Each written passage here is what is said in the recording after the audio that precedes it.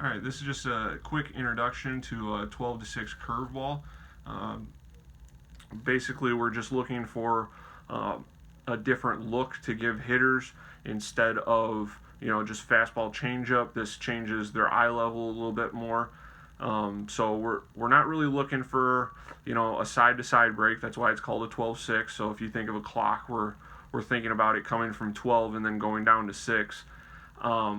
But even though this is technically an off-speed pitch, we're still looking to throw it hard. So let's get into the grip, and then we'll go into exactly how we finish this pitch. All right. So looking at the ball here, I got my nice black and white ball. Makes it easier to see spin. So there's a couple of different ways you can hold it. All right. We got our typical two-seam grip. Some guys like to hold it on that two-seam grip with their middle finger over the seam, all right, or just to the left side of it, and then that way that when they go to throw it, they're going to pull down on that seam. My personal preference is I like to hold it as a four-seam grip, and I'll show you why here in a second. But basically, instead of a two-seamer, we're moving that grip. I'll show you on the white side. We're moving that grip from a two-seamer up into the horseshoe there, just like that. All right, there's the seam. That index finger is right on top of it. All right, and my middle finger is right on top of it. That index finger is right next to it. All right, and then my thumb is going to be underneath this third seam back. Okay, so from wherever your middle finger is, we're going to count. That's number one. Okay, second seam's right here. Third seam's here. I like my thumb underneath that third seam. So that's basically the grip. We don't want to hold it really, really tight. We want to just nice and loose and be able to pull down on that middle finger. All right. But getting into the actual release of this pitch, all right,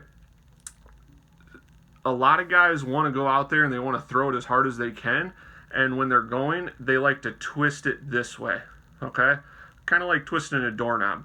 We do not want to do that on the 12-6. Okay, twisting the doorknob is more of a slider type grip, and this is a good way to put a lot of pressure on your elbow joint when you're throwing. So instead, we want to do almost like pulling down a window shade. Okay, so we're going to have it here. We're going to throw it just with a fastball mindset.